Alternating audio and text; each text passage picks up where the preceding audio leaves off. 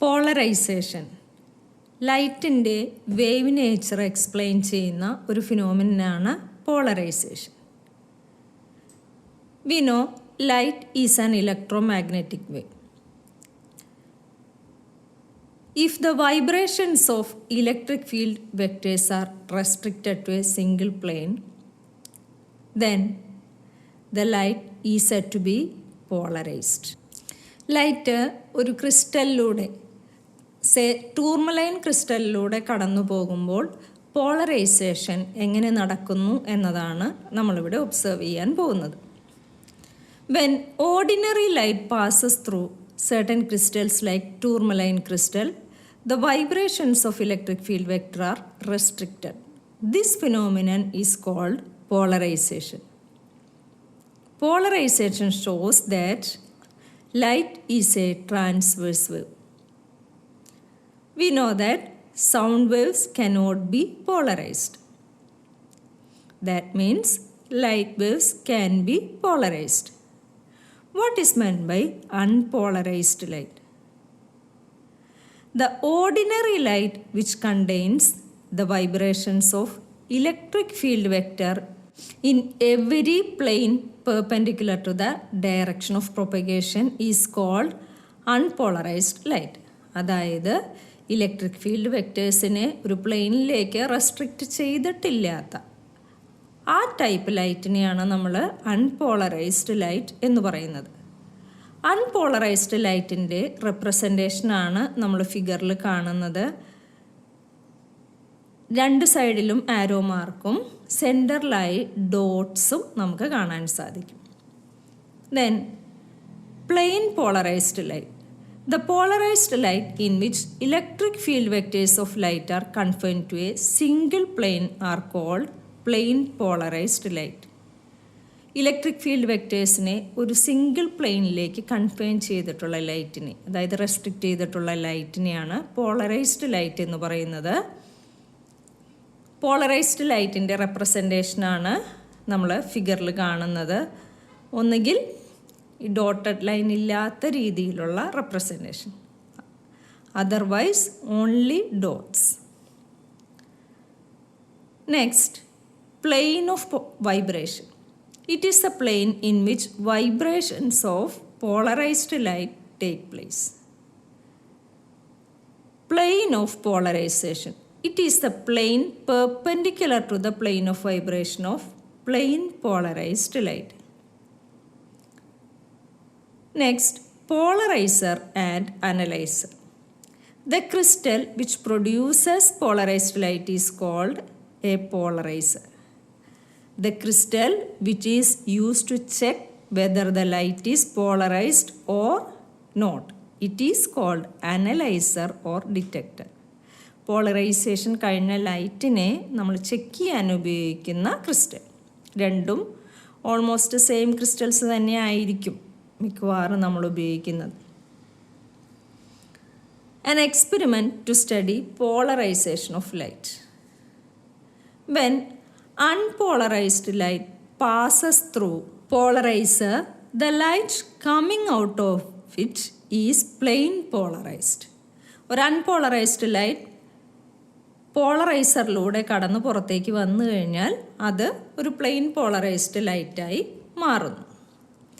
ഇതാണ് നമ്മളിവിടെ ഫസ്റ്റ് ഫിഗറിൽ കാണുന്നത്. If the polarizer and analyser R parallel, the intensity of light coming through the analyzer will be maximum. First കേസിൽ പോളറൈസറും അനലൈസറും parallel ആയിട്ടാണ് നമുക്ക് കാണാൻ സാധിക്കുന്നത്. സോ നമുക്ക് ഔട്ട്പുട്ടായി ലഭിക്കുന്ന ലൈറ്റ് അത് മാക്സിമം ഇൻറ്റൻസിറ്റിയിലായിരിക്കും. രണ്ടും ടൂർമലൈൻ ക്രിസ്റ്റലാണ്. Unpolarized light passes through polarizer. നമുക്ക് ലഭിക്കുന്ന പ്ലെയിൻ പോളറൈസ്ഡ് ലൈറ്റിനെ നമ്മളൊരു അനലൈസറിലൂടെ കടത്തിവിടുകയാണ്. വീണ്ടും നമുക്ക് ലഭിക്കുന്നത് പോളറൈസ്ഡ് ലൈറ്റ് തന്നെയാണ്. അതിന് മാക്സിമം ഇൻറ്റൻസിറ്റി ഉണ്ട്. ദെൻ സെക്കൻഡ് ഫിഗറിൽ നമുക്ക് ഒബ്സർവ് ചെയ്യാൻ സാധിക്കുന്നു. If the analyser is rotated through 90 degree, analyser rotate ചെയ്യുന്ന ഒരു ഫിഗറാണ് നമ്മളിവിടെ കാണുന്നത്. ഈ റൊട്ടേഷൻ നടന്ന് 90 ഡിഗ്രിയിലേക്ക് എത്തുകയാണെന്നുണ്ടെങ്കിൽ the intensity of light coming out of it becomes 0. 90 ഡിഗ്രിയിൽ എത്തുമ്പോഴാണ് ഇൻറ്റൻസിറ്റി 0യിലേക്ക് എത്തുന്നത്. Then Polaroids. Polaroid is an artificially made polarizing material that produce intense beam of polarized light by selective absorption.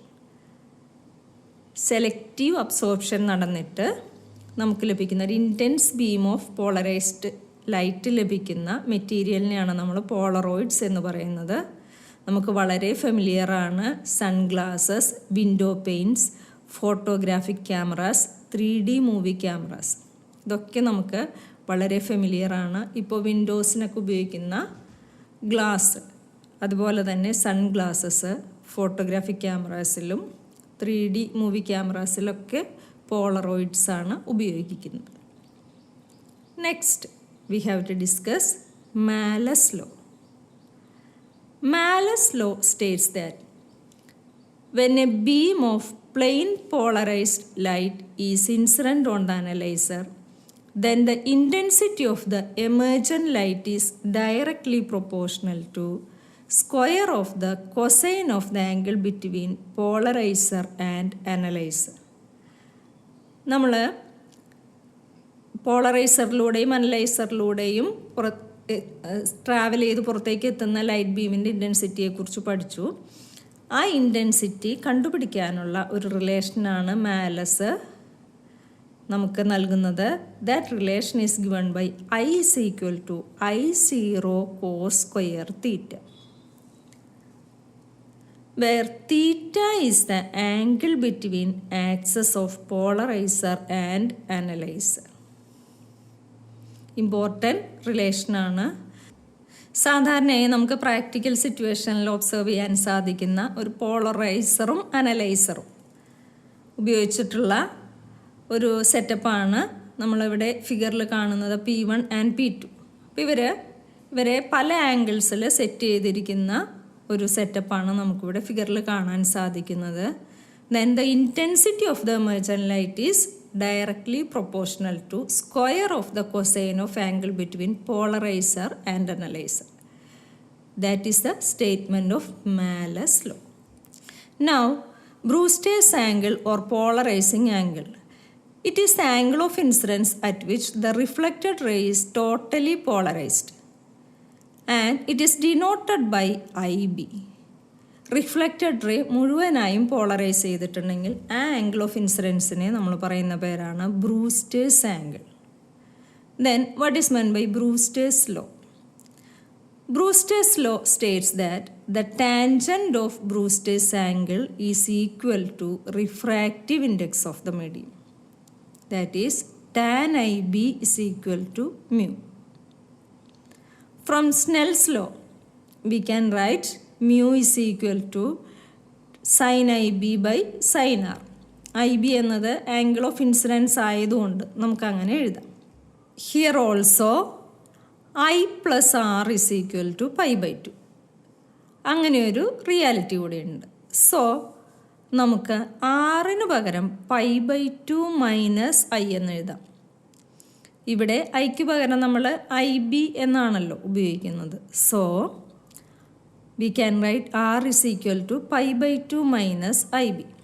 That is mu is equal to sin IB divided by sin pi by 2 minus IB. That is mu is equal to sin IB by cos IB. That is equal to tan IB. Distinction between polarized light and unpolarized light. When we observe unpolarized light through a nickel prism or tourmaline crystal, the intensity of light coming out of the prism does not change if the crystal is rotated. Crystal rotate ചെയ്ത് കഴിഞ്ഞാലും ഇൻറ്റൻസിറ്റിക്ക് change ഒന്നും ഉണ്ടാവില്ല. But when we observe polarized light through a nickel prism, the intensity of the light coming out of the prism changes if the crystal is rotated. നമ്മൾ പറഞ്ഞു emergent റേയുടെ ഇൻറ്റൻസിറ്റിക്ക് change ഉണ്ടാവും if it is polarised light. ഇതാണ് polarised ലൈറ്റും unpolarised ലൈറ്റും തമ്മിലുള്ള difference.